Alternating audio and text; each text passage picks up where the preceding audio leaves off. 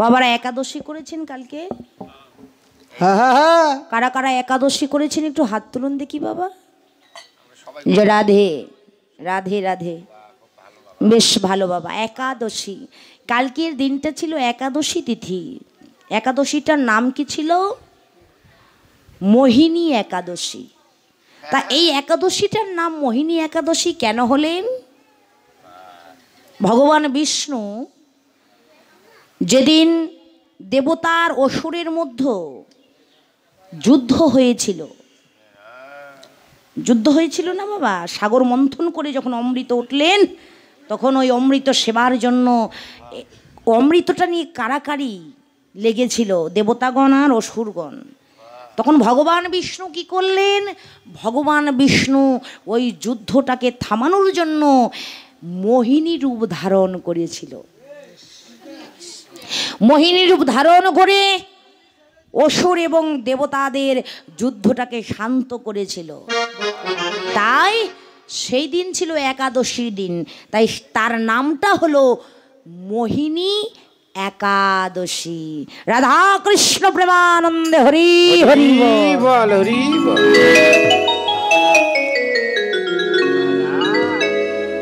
রাধে একাদশী, একাদশী কাহাকে বলে?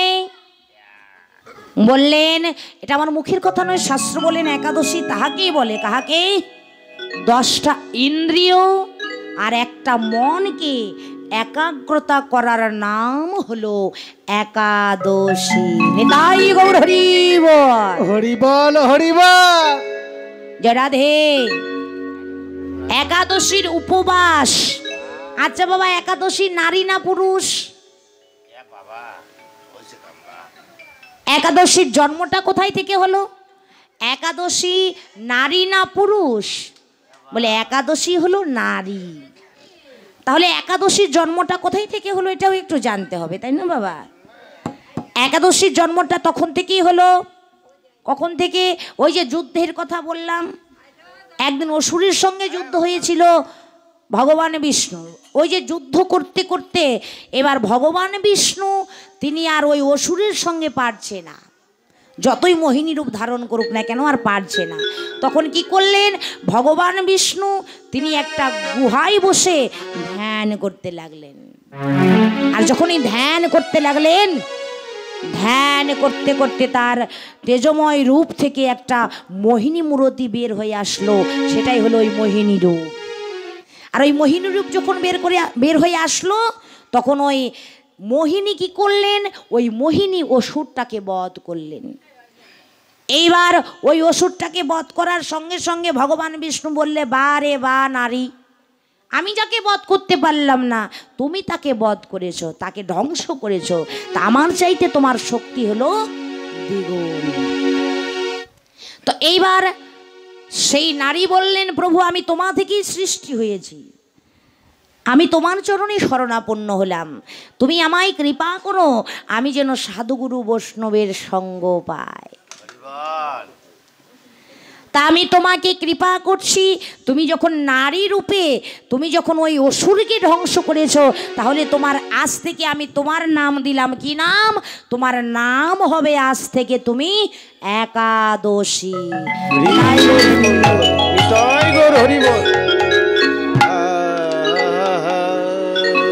আর অন্যদিন তুমি সাধুগুরু বৈষ্ণবের দেহে সাধুগুরু বৈষ্ণবের চরণে বিরাজ না করলেও, যেদিন একাদশীর দিন সাধুগুরু বৈষ্ণবেরা একাদশী করবে তোমার নামে, সেই দিন তুমি সাধুগুরু বৈষ্ণবের চরণ পাবে। তাই দেখবেন একাদশীর দিন আমার সাধুগুরু বৈষ্ণবেরা যারা একাদশী কিন্তু 3 প্রকার বাবা। একটা হলো উত্তম একাদশী, আর একটা হলো মধ্যম একাদশী, আর একটা হলো অধম একাদশী। তাহলে আপনারা কোন একাদশী করেছেন বাবা?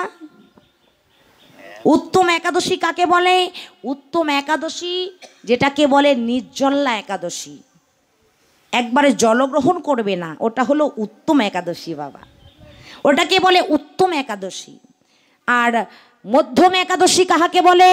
মধ্যম একাদশী তাহাকে বলে একটু ফল নেবে, একটু দুধ নেবে, অনেক কিছুই, একটু সেকালুর পায়েস নেবে, অনেক কিছু। সেদিন আমরা ওই যে একটা উত্থান্য একাদশী হয় না বাবা, সেই একাদশীর দিনে আমরা নীলফামারী জেলায় কীর্তন করছিলাম। তো সেখানে কীর্তন করতে গিয়ে ওই কমিটির বাবারা জিজ্ঞাসা করলেন যে মা তোমার দলের সবাই একাদশী তো? তো আমি বললাম হ্যাঁ বাবা আমরা সবাই একাদশী। তো আমার দলে একটা ছেলে আছে একদম একাদশী করতে পারে, এই ছেলেটা কিবোর্ড বাজাচ্ছে, একদম একাদশী করতে পারে না। আমার নন্দু হয়, তো বলছে বৌদি আপনারা সবাই একাদশী থাকেন কিন্তু আমার দ্বারাই অসম্ভব, আমি পারবো না। ওই কমিটি দাদাকে বলছে দাদা ওরা সবাই একাদশী কিন্তু আমি পারবো না, আমার জন্য একটু সেবার ব্যবস্থা করে দিন। তো আমি বললাম যে দাদা একাদশী তো আমরা করব, আমাদের একাদশীর জন্য কি ব্যবস্থা আছে? বলছে দিদি চিন্তা করবেন না, লুচি আছে, রুটি আছে, সবজি আছে, শেকালুর পায়েস আছে, তরমুজ আছে, অনেক কিছু ফল মূল আছে। এই কথা যেই শুনেছে ও বলছে বৌদি তাহলে আমিও একাদশী করব। দেখেছেন বাবা, যে রাধে এতক্ষণ একাদশী করতে চেয়েছিল না, যখনই শুনলে এতগুলো আইটেম রয়েছে তখনই বলল আমিও একাদশী করব। তো এটা হলো মধ্যম একাদশী। আর অধম একাদশী মানে ধমাধম একাদশী। অধম একাদশী মানে এক গ্লাস দুধও নিবে, ফলও নিবে, সবজিও নিবে, আবার তরকারিও নিচ্ছে, সব কিছু। মানে কালকে একাদশী, আজকেই বলছি হ্যাঁ গো একাদশী করব। তো জ্ঞানী মানুষকে, জ্ঞানী ব্যক্তিকে জিজ্ঞাসা করছে যে কালকে তো একাদশী বাবা, আমি তো একাদশী করব, তবে একাদশীতে কি কি সেবা করা যায় একটু বলুন তো। আগে ওটাই চিন্তা বাবা। কিন্তু বাবারে আমাদের তো ব্যাধিগ্রস্ত দেহ, তো আস্তে আস্তে অভ্যাস করুন। উত্তম একাদশী না করতে পারলেও মধ্যম করুন, মধ্যম না করতে পারলেও অধম করুন, তবে একাদশী দিনে অন্ন নেবেন না বাবা, অন্নটা সেবা করবেন না। একাদশী দিনে অন্ন নিলে শাস্ত্রে প্রমাণও রয়েছে, ওটাকে আমার মুখের কথা নয় বাবা, একাদশী দিন অন্ন সেবা করলে পাপকে ভক্ষণ করা হয়। জয় রাধে।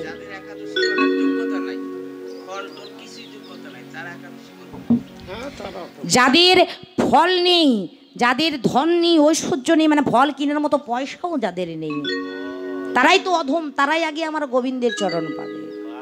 তাদের মতো সরল প্রাণের ভক্ত এই জগতে আর একটাও নেই। নিতাই গৌর হরি জয় রাধে রাধে। তারা হলো সরল প্রাণের ভক্ত, তারা এক মন শুদ্ধ চিত্তে গোবিন্দের নামে একাদশী করে। বলে এখানে কোনো সামর্থ্য অসামর্থ্য নেই, সবাই 8 বছর থেকে 80 বছর পর্যন্ত বয়সের ব্যক্তিরা সবাই একাদশী করতে পারবে, সকলেই একাদশী করতে পারবে, সকলেরই একাদশী করতে হবে বাবা। আপনি করবেন, আপনার সন্তানকে শিক্ষা দেবেন, আপনার আশেপাশে যারা রয়েছে তাদেরকে শিক্ষা দেবেন।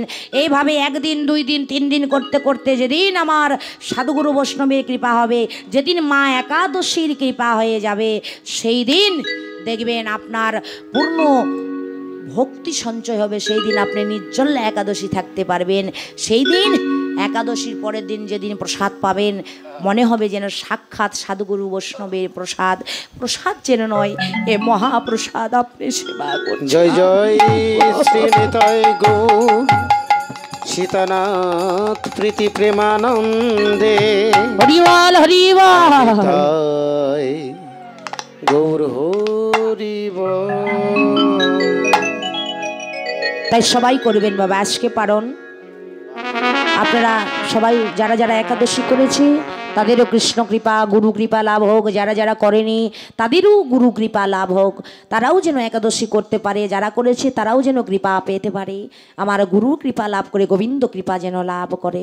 তাই রাধারানী বললেন ওরে শ্যামলা ওরে বিমলা,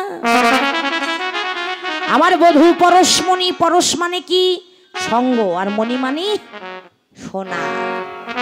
আমার বধূ হলো পরশমণি, পরশমণির পরশ পাথরে যেমন লোহা সোনা হয়ে যায়, তেমনি একজন মূর্খ জীব যদি সাধুর সঙ্গ পায়, সাধুর সঙ্গ হলো সোনার সঙ্গ। ওই সাধুর অঙ্গ পরশ করলে দেহের সমস্ত ময়লা দূরে গিয়ে এ দেহে কৃষ্ণ প্রেমের উদয় হয়ে যাবে। হরি বল হরি হরি বল।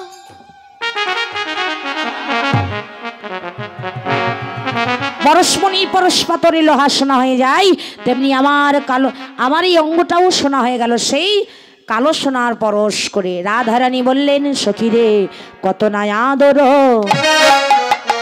করো হে নাগর, আর কত না আদর করা হে নাগর, কত ভাবি ওঠে তার মনে আবার, আর কত না আদর করা হে নাগর, কতই উঠে তার মনে রে, আবার পালঙ্ক শয়নে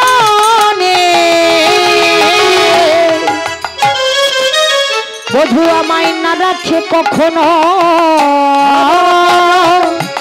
পালঙ্কে শয়নে বধূ আমায় না রাখে কখনো, ও তার আপনার হৃদয়ে দিনে রে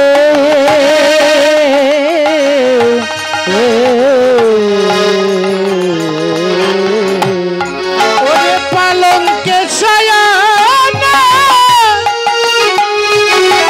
না রাখে কখনো, আপন হৃদয় বিনে রে, আপন হৃদয় বিনে, আমায় সারা নিশি বক্ষে রাখে গোবিন্দ, গোবিন্দ আমার সারা নিশি, ও শ্যামলা সারা নিশি আমায় গোবিন্দ বক্ষে রাখিল, আমায় বক্ষে রাখে,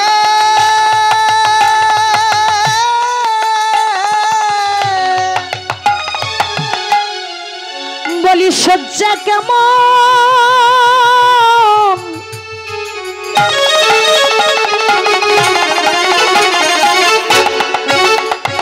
আমি তা জানি না, যেদিন শিখেছি গোবিন্দের আরাধনা, কেমন তাও জানি না, যেদিন শিখেছি গোবিন্দের উপাসনা, আমি সত্য কেমন তাও জানি না, শিখেছি হরি বল, হরি বল। সত্য কেমন তাও জানি না, শিখেছি আমি গোবিন্দের উপাসনা, সত্য কেমন তাও জানি না, আপনার হৃদয় আপনার হৃদয় আর আপন হৃদয় বিনে রে, আপন হৃদয় বিনে, দুবাহু পশারি কোলেতে আগরি, দুহাউ আমার বধূ আমায় পাশারি এত ভালোবাসে। করেতে আদরি, বয়ানো নিরখে শ্যাম, আপন নাগর জাপ পরায়া লিখো, আপন নাগর যাব গো পারায়া, লিখো এই আপনার নাম রে, লিখো এই আপনার নাম, আমার আপন নাগর কব পারায়া, ওরে আপন নাগর যাব পারায়া, লিখো ন আপন নাম রে, লিখো হে আপন নাম, এই যে লিখে দিল গো, লিখে দিল গো, লিখে দিল গো, লিখে দিল গো, আমার চরণ কমলে নিজের নাম খানা লিখে দিল গো, হরি বল, হরি বল। নিজের নাম খানা লিখে দিল গো, বলি ওই চরণের দাস হলাম, চরণ ছাড়া করোনারা হরি, চরণের দাস হইলাম, আমার চরণ ছাড়া করে না হে, চরণের দাস হইলাম, আমার চরণ ছাড়া করে না হে, ওই আর এ চরণ কথা কহিতে দাস যদুনাথে, এ কথা কহিতে যা যায় দোনো নাতে, তিথিল নয়ন জলে, তিথিল নয়ন জলে, আমার এ কথা কহিতে যা যদুনাথে, তিথিল নয়ন জালে রে, তিথিল নয়ন জালে, এসে গেল গো, এসে গেল গো,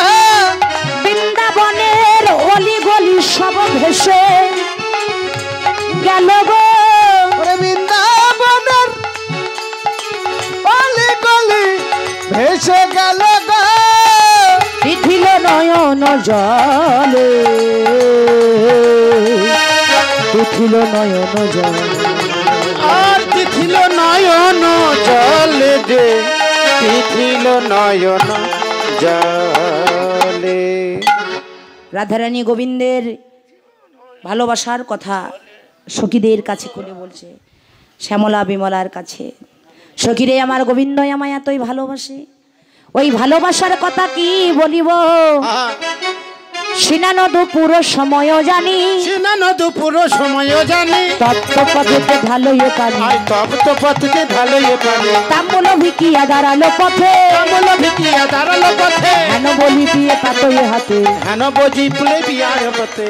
এদিকে রাধারানীর সখীদের কাছে বধুর কথা খুলে বলছে, ওইদিকে আমার ভগবান শ্রীকৃষ্ণ এইবার মায়ের কাছে এসে বলছে, মা এবার আমায় ননী সেবা দাও। বাথান হইতে নন্দ আসিয়া গিয়ায়, রাম কানু বলি নন্দ ডাকে ভরাই রে, হরি বলো।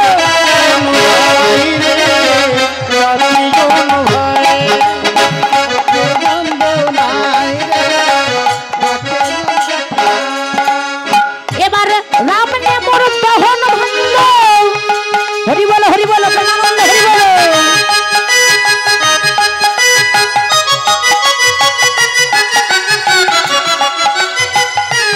এবার কৃষ্ণ ধরল রাধা, কর্পূরে দেব ননী গোপাল যত আছে তোমার ক্ষুধা, যত আছে ক্ষুধা তোমার, যত আছে ক্ষুধা। এইবার গাবি দহন করে কৃষ্ণ ধরে বর্ষ, কৃষ্ণ অঙ্গ চাটে গাভী নয়নে বহে অশ্রু, হাই হাই নয়নে বহে অশ্রু, হাই হাই নয়নে বহে অশ্রু। এবার গভীর ভান্ড লয়ে গৃহে ওরে এলো নন্দ রানী, এ যদু নন্দন বলে আমার ধন্য নন্দ রানী, হাই হাই হরি বল নন্দ রানী, হাই হাই ধন্য নন্দ রানী, হাই হাই ধন্য নন্দ রানী। আর ক্ষীরছানা মাখন দেবী তৈরি যে করিল, এবার মায়ের কোলে গোপালকে গোপাল সেবা দিলে, হরি বলে গোপাল সেবা দিলে, হাই হাই গোপাল সেবা দিলে, হাই হাই গোপাল সেবা দিলে। এইবার সেবায়ন্তে গোষ্ঠের সাজে সাজাতে লাগিল, হেন কালে রাধারানী সেবার প্রসাদ নিতে এলো, হরি বলে এবার নিতে এলো, হাই হাই প্রসাদ নিতে এলো। এইবার প্রসাদ পেয়ে রাধারানী কৃষ্ণের নয়নে নয়ন দিল, এবার রসদগার লীলায় রাধা গোবিন্দের মিলন হইল, হরি হাই বলে হাই মিলন হইল, হাই হাই মিলন হইল। আর মায়ের কোলে গোপাল রইল, মায়ের কোলে গোপাল রইল, প্রেমানন্দে হরি বল, মায়ের কোলে গোপাল রইল, প্রেমানন্দে হরি বল, মায়ের কোলে গোপাল রইল। জয় রাধা কৃষ্ণ ইতি প্রেমানন্দে হরি হরি বল, হরি হরি কৃপা হরি হরি বল। পাবনী বৈষ্ণবী ভয় নমো নমো। সকল সেবাপরায়ণ ভক্তগণ সেবা